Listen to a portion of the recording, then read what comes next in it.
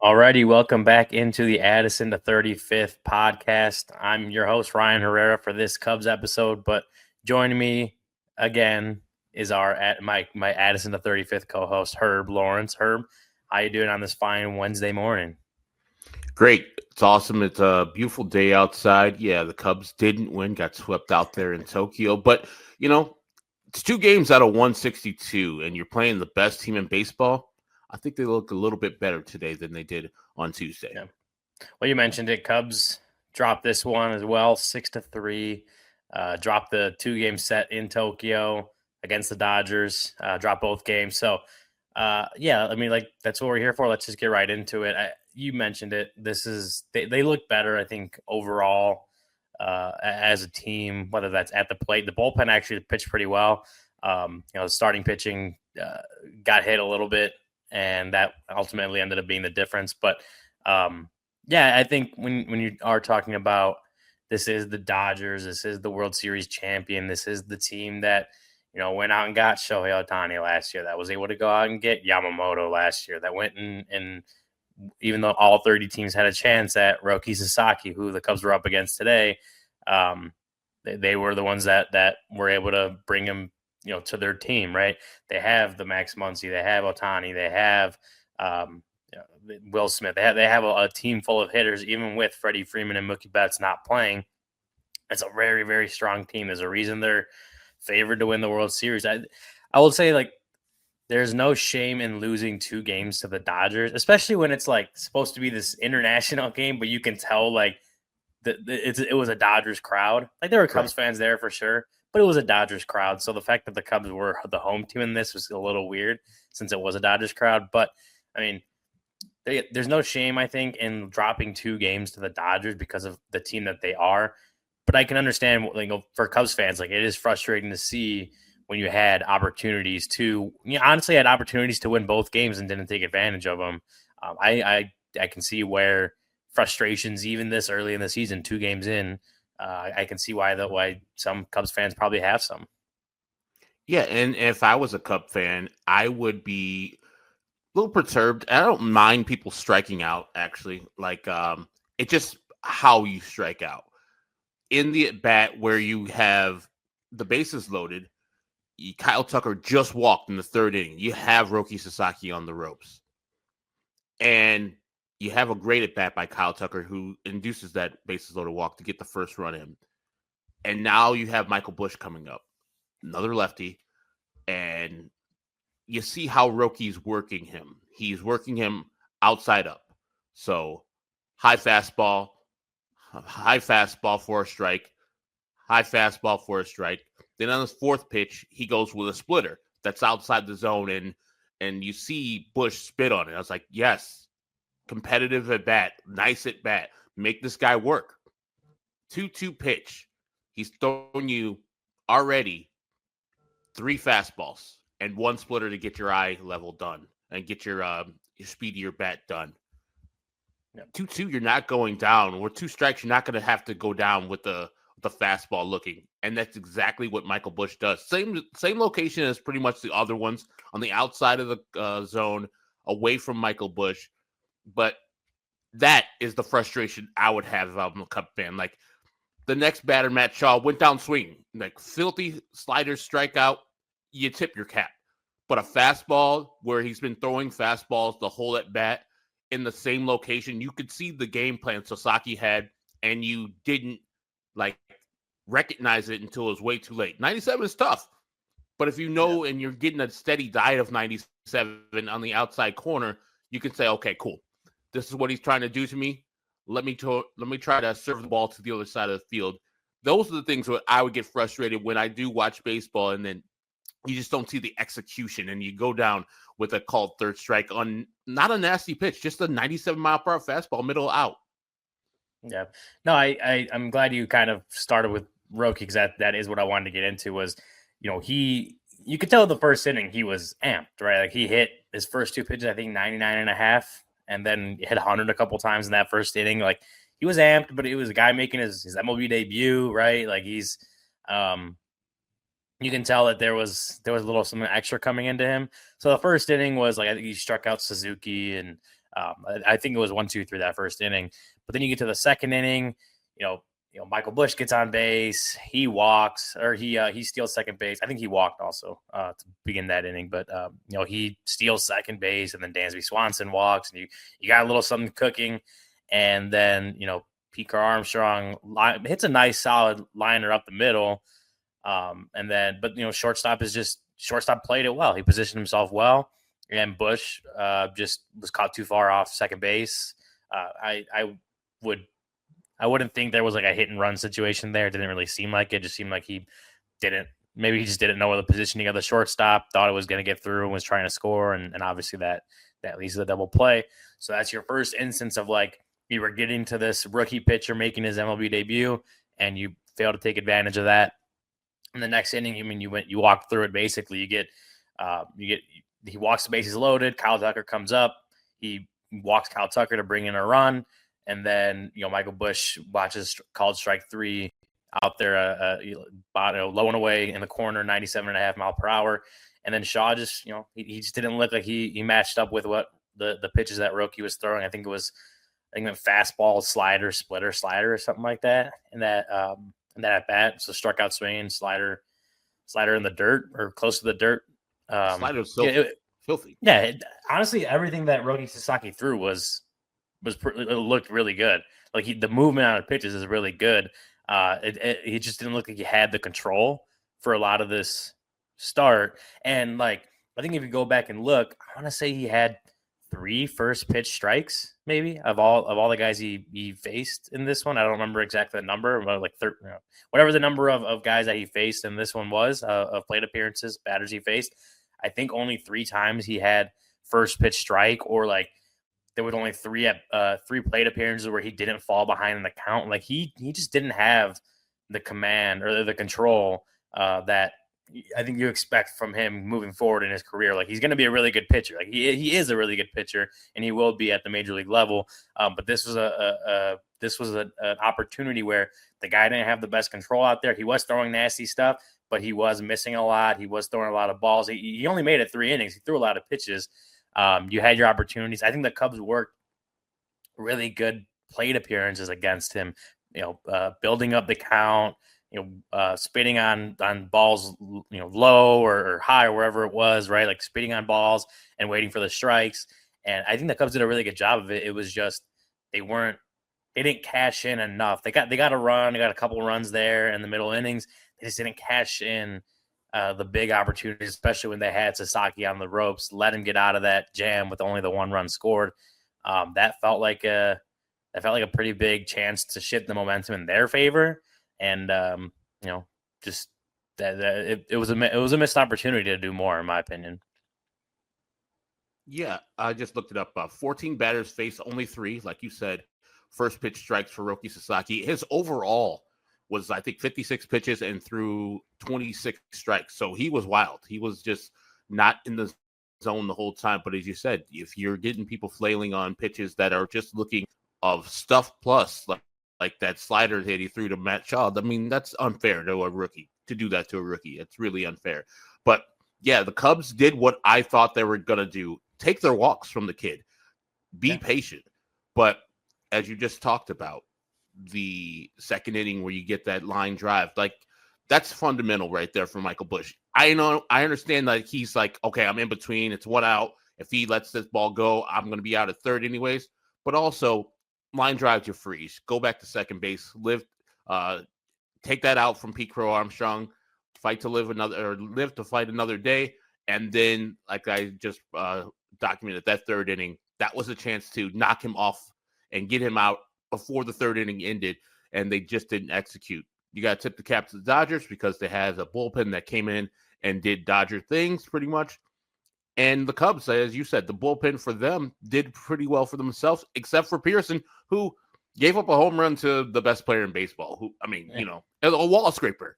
By the way, a home run that's a little controversial. Barely got it that seems out. like there's some controversy in that one. No, Pearson, that one. I mean, it kind of felt like the Ohtani's inevitable type thing, right? Like I immediately went and like looked at like Google Images to see if there was anyone had photoshopped Ohtani's face on the Thanos, when he did and from the Avengers, the "I am inevitable" thing.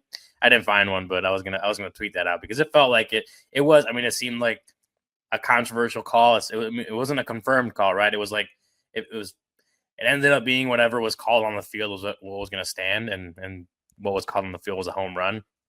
But like outside of that, like Nate Pearson pitched pretty well. Caleb Thielbar pitched pretty well.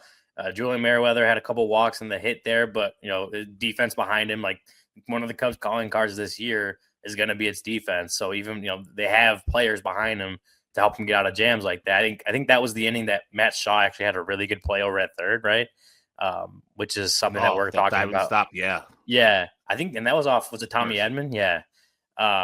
And so that's, again, something we're going to talk about a lot is Matt Shaw's development at third. A play like that is a really good sign to see, especially when it's helping a reliever, just helping a pitcher in general get out of a potential, rally inning. Porter Hodge did well, and then Ryan Presley.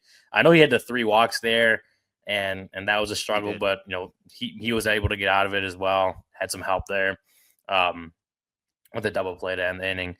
So, like, overall, the relievers, they did what they had to do as far as keeping their team in the game, right? Some of them gave up some base runners, some walks, some hits, but overall they kept them off the board for the most part. Obviously, the Ohtani home run was in there, but kept them off the board, kept their team in it, did what they needed to do behind Justin Steele. But when on the flip side, when that's happening, was at the bottom of the fourth, bottom 4. Cubs put up another run on a 2-run rally, kind of started by the bottom of the order. Had 2 guys on still, maybe another opportunity to do some damage against Garcia. And then, Seiya Suzuki gets caught swinging at a strike, a little bit outside on a sweeper. It was a good pitch, and he kind of, like, last second flailed at it, tried to put the bat on the ball. It was a good pitch, but it was another opportunity where they still had guys on base, and were only able to get that 1 run across the board. And then I think it was the same thing in the next inning, and Matt Shaw had that single, his first base hit in the 5th, up the middle, deflected by the pitcher. Then Dansby Swanson doubled him in, and then Peter Armstrong wasn't able to add on to that. So the Cubs were. I think the issue was the Cubs were just like they were trading buckets basically, and if you want to use a basketball term, they're trading buckets with the Dodgers instead of putting up a bunch of runs in an inning when they had the opportunities to do so.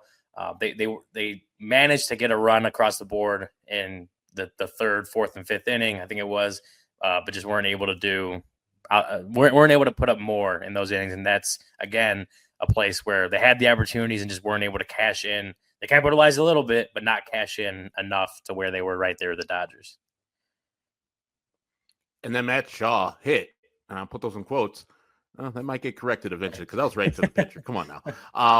But hey, tip the cap to the kid. He got his first hit in the major leagues. His stress can be relaxed now. He doesn't have to go back to spring training thinking, oh man, I struggled in my first couple games as a major leaguer. No, that defense, as you were talking about, that diving stop and throw to Michael Busch with a great pickup there was solid. And then the hit there, and then the hit that into the game, I would, in his future career, he would be taking that ball to right field. It was high and away, but he was amped. He was ready for a fastball. He was all over it and just grounded deep into the hole at shortstop.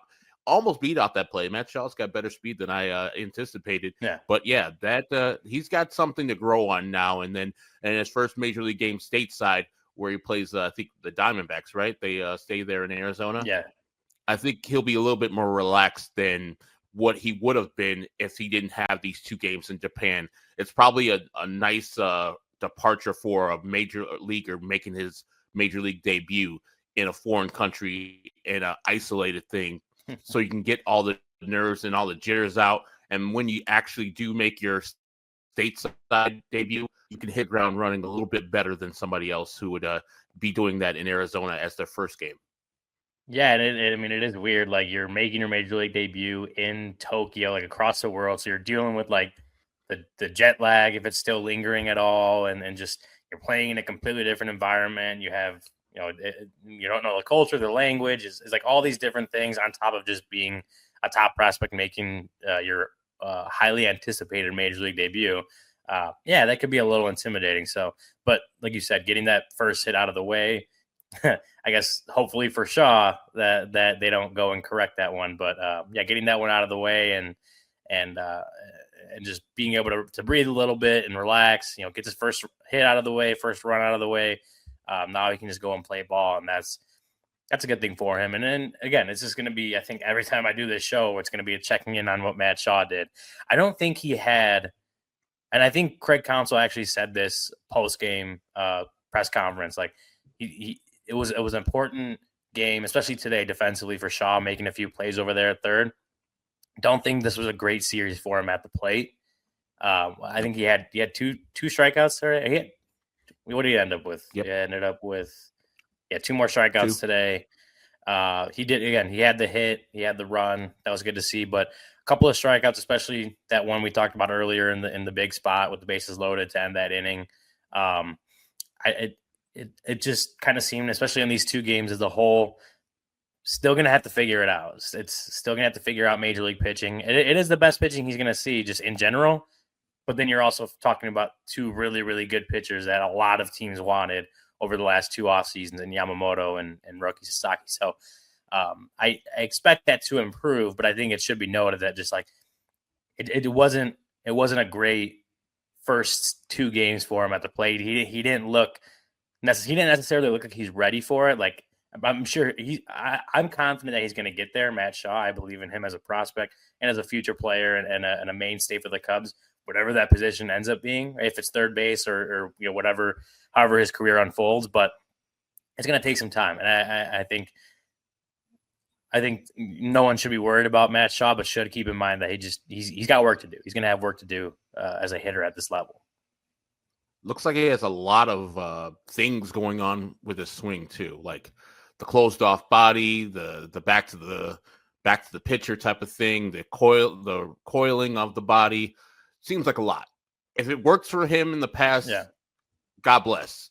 But that seems like that needs to be simplified for something just so it doesn't have to be so, that many things is hard to repeat, especially versus different type of pitchers. So I hope he just simplifies that. I know that hitting coaches don't like to mess with major league batters once they're established in the league or once they get to the league, and he's had success. So it'd be hard to touch on what he does. But I think that will have to be ironed out as far as just a more simple approach until he can get his timing down.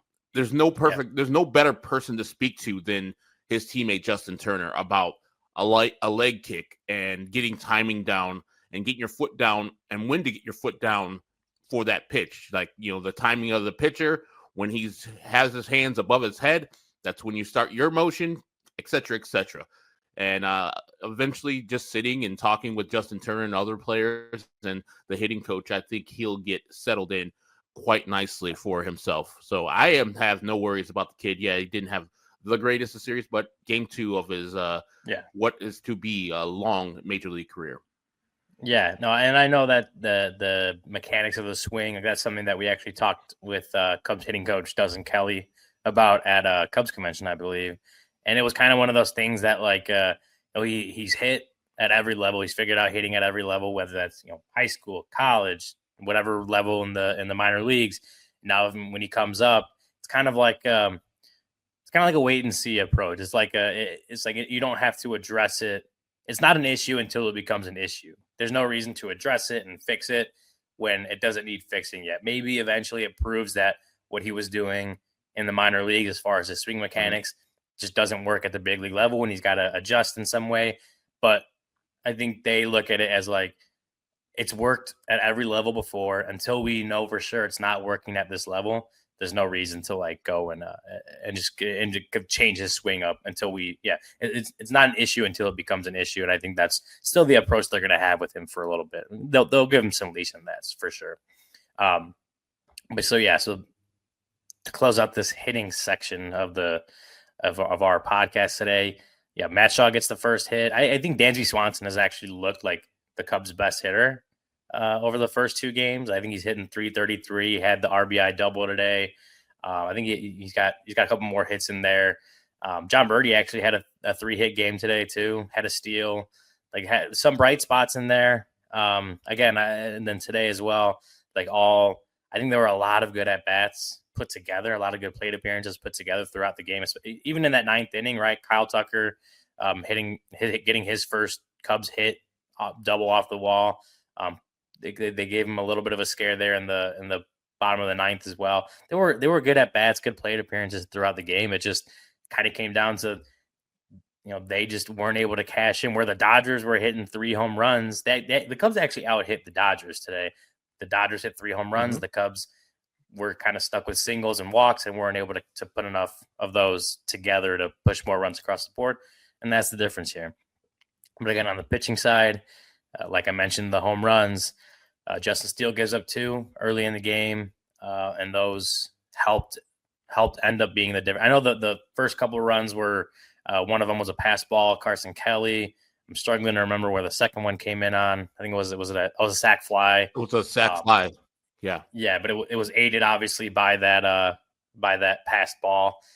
So a couple of runs early on that just the defense, another defensive miscue, kind of coming off game 1, another defensive miscue helps bring in a run or 2. But then, Tommy Edmonds' home run was a Kike Hernandez that hit that 2-run shot off Steele. And all of a sudden it's 5 mm-hmm. runs on the board for him in 4 innings. An uncharacteristic outing from Justin Steele as far as the home run goes, because that's just not been it's not been a part of his game the last few years. Over the last 2 seasons, I looked this up, from between 2023 and 2024, Steele had a 0.76 home runs per 9, which was among qualified pitchers and majors, 3rd in MLB, 3rd lowest. He was not giving up the long ball the last 2 seasons. Actually, in over those 2 years, only 6 starts, he had 2+ home runs allowed, and that's over 54 starts. The long ball just hasn't been a big part of his game as far as allowing home runs the last 2 seasons. That's part of what's made him a really good pitcher the last 2 seasons, is he does keep the ball in the ballpark, gives his defense chances. A lot of his game is keeping the ball in the ballpark, missing barrels, giving the defense chances to make plays.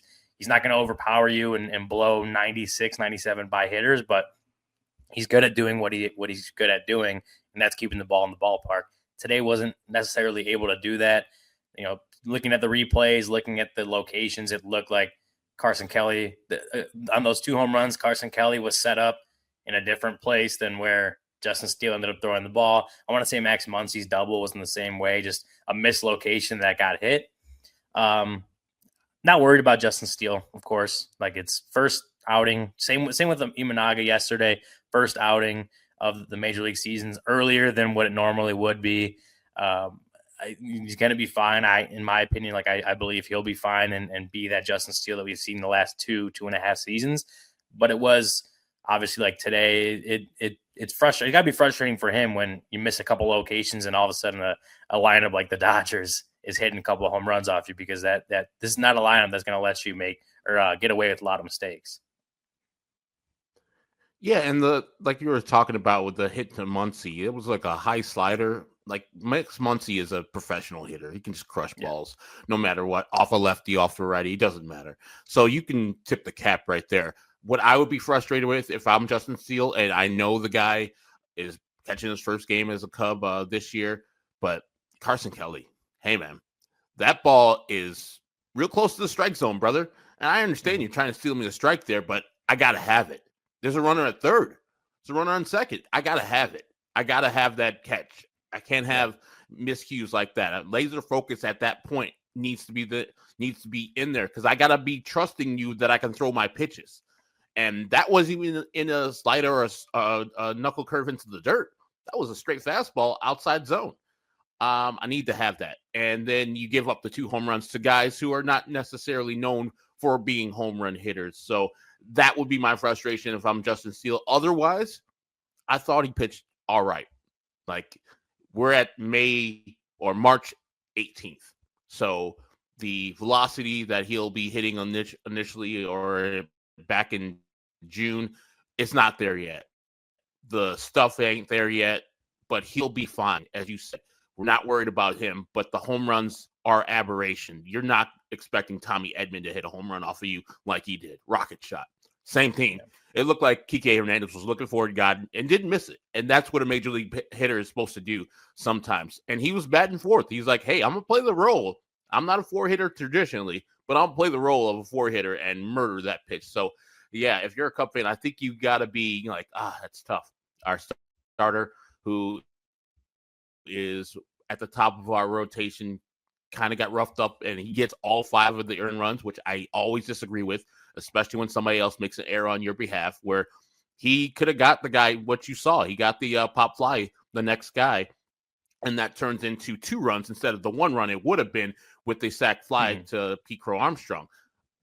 And so I think 4 earned runs is really what he gave up, and then you can reevaluate what he did throughout the game. I think he was all right. He was well enough to get you through the 4+ innings he did. Yeah, no, that's I'm on the same page as you. Like, I think it was just a couple of mistakes that, again, a Dodgers lineup is going to take advantage of that. Like, this is a really strong lineup that, maybe he gets away with that against the Rockies or the Marlins, right? Like, the Dodgers lineup's a different beast, and you just can't make too many mistakes. And I think that was Steele's game today, was just a couple of mistakes that weren't where it was supposed to be. I was just looking at it, that Tommy Edman at bat, like, he started him off 0-2. He was ahead in the count, and then threw 3 straight balls, and then the sixth pitch was the full count pitch. The sixth pitch was that one that was top of the zone that Tommy Edman hit for a home run. And he hits lefties well. Like, it's maybe not expecting a home run out of him all the time, but he hits lefties pretty well. So again, when you miss your location, I don't remember exactly where Carson Kelly set up on that one, but it was a mislocation that Tommy Edman gave a ride. And then back to that Kike Hernandez home run. I know I've seen people talking about the what should have been a called third strike that was right there on the outside corner, probably even more on the plate than not. That wasn't called. I want to say it was a slider, and maybe that kind of messed up the ump's judgment as far as where it crossed the plate. It was a strike when you look at the sheet or whatever, and you look at game day. But he also did have a called strike. I think it was to start the count. I think it was the first strike was a called strike inside on. It was actually like the exact same spot that the home run ball ended up being pitched to. So maybe those two balance out. Those two cancel each other out, and then you go from there. But again, it was just a pitch that it was an inside pitch, but Kike Hernandez is a professional hitter, and he got him. So I am with you though, in that Justin Steele is going to be fine. Justin Steele is going to be Justin Steele moving forward. A couple of mistakes here, but he was overall fine today. Just a couple of mistakes that the Dodgers took advantage of, and now you turn the page and get ready for Arizona. It is now the end of the 2-game set. Cubs again 0-2, in last place in the NL Central, in last place in the National League, in last place in Major League Baseball. But 2 games in, got 160 more of these to play, and that'll start March 27th, a week from Thursday, in Arizona. I would think that they're probably being matched up with Corbin Burns, but not 100% sure who that is. I don't know, Herb. Like, it is weird going from, like, I think it's weird waking up at 5:10 a.m. to watch these games, but now the Cubs are traveling back from Tokyo. They're traveling back to Arizona, and then, like, they're going and finishing out the spring training slate. I think they have 5 more games to play, 4 or 5 more games. Like, it is an odd thing to think about.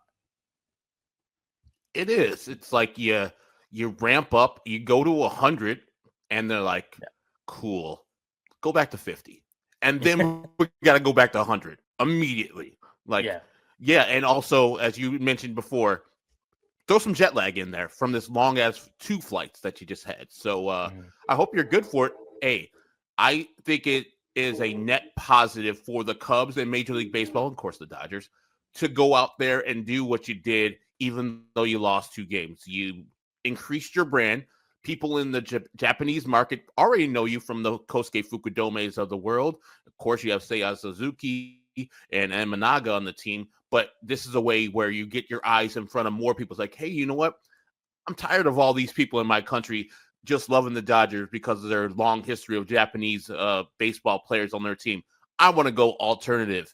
And I've heard that Wrigley Field and the Cubs are a good alternative. The colors are the same, blue, white, red, perfect. I'm in. So that's a way where you can increase your market around the globe, especially to a great market like Japan is, and we could see all the great players they have. And so the next time Roki Sasaki has an idea, the next Roki Sasaki has an idea of which team should I go to? Oh, I remember I went to that game at the Tokyo Dome. The Dodgers played the Cubs. Hey, I kind of liked what they're doing out there. And I don't want to be typical. I don't want to go to the team that everybody wants me to go to. I want to make my own path out there in Chicago.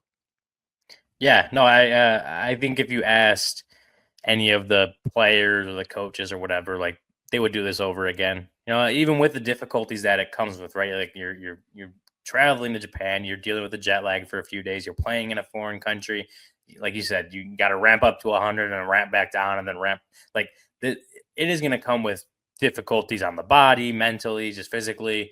That happens. But I think, even listening to the post-game press conferences, Craig Counsell talking, Justin Steele talking, like it is a cool experience just to have. Like this is like a once in a lifetime chance to have an experience like this for a lot of these guys. And this is like something that they're going to remember forever, not just being able to play in the Tokyo Dome with the Cubs uniform on and doing that. Just you've heard Craig Counsell talk about creating that bond early in the season, creating that bond. You got some new players coming on the team, whether that's in the bullpen or the rotation or on the field. You got a couple new players coming in, and this is a way to quickly create that bond with each other in a whole and share a whole new experience that I would assume probably most of these guys, if not all of them, just don't have previously. I think there's probably a couple that have been to Japan or played in Japan, whatever. But so yeah, I think this is like if you asked the Cubs themselves, like even with after the 2 losses to the Dodgers, they'd tell you like, yeah, we'd redo it. We do that all over again because it was worth it. But yeah, like the brand, like you're going out there, you're playing in front of Japanese folks. Maybe some of them hadn't heard of the Cubs really. I mean, like you mentioned Seiya and Shota.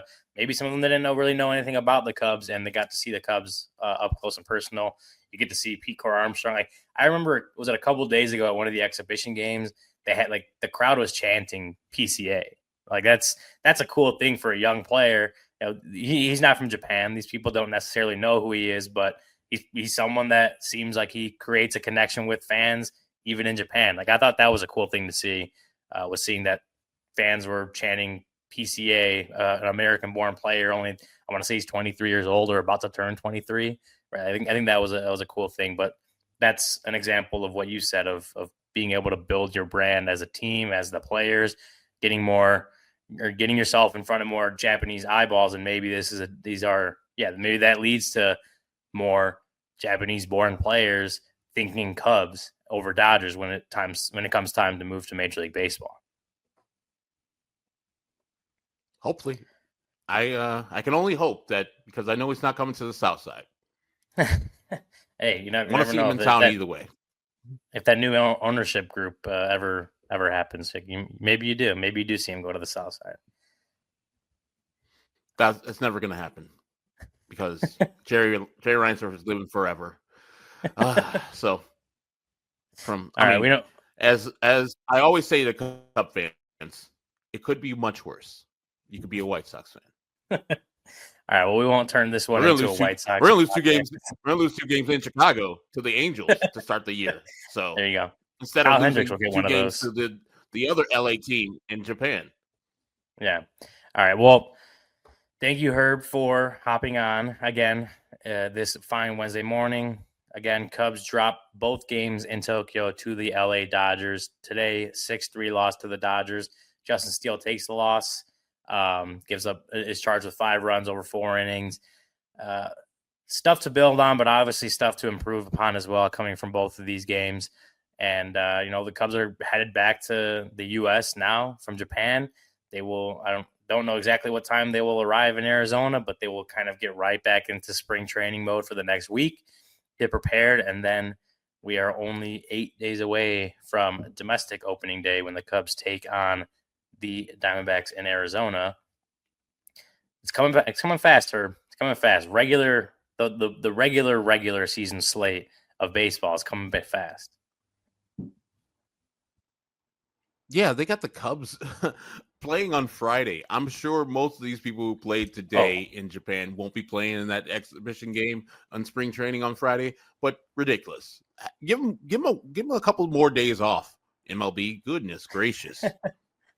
Yeah, no, that's going to be a tough one. I would assume that most, if not all of these guys that are making the trip back won't be actually playing in that game. But that also is limiting the amount of regular spring training games they do have to just stay built up or ramped up as much as they can for the start of the regular season next week. But also one thing I did forget to mention, Nico Horner, I believe, talking to 670 The Score last night, saying that he's gotten about 20 spring training, like minor league game at bats in, like he's feeling good. It seems like we're on a trajectory where Nico Horner is going to be ready for that first game against the Diamondbacks next week. Again, that's March 27th. We're 8 days away. A lot of questions about Nico Horner throughout the offseason with his offseason surgery, the right flexor tendon surgery, I believe is what it was. A lot of questions on when he was going to be ready. Craig Counsell made it clear pretty early on, or a couple weeks before the trip to Japan, that Nico wasn't going to be on the trip. He was going to stay back and just start playing in games, minor league games, doing that stuff. Seems like that work and that time, that patience is paying off, and it feels like Nico is close to being ready for that domestic opening day. So, again, that's next Thursday. We got 8 days to wait. Until then, the Cubs are 0-2. They dropped both games to the Dodgers in Tokyo. A little bit of a frustrating outcome there, but this is why you play 162 of these things. They got 160 more to go, and again, prove that they are that team that they were favored in the NL Central for a reason. They have the team on paper. Got 160 more games to go and show what they're made of. So, Herb, thank you for hopping on with us today. This has been the Addison to 35th podcast, another Cubs Focus edition. I know Herb's coming at you soon if you're a Sox fan with another Sox episode. But until then, we will talk to you all later. See you.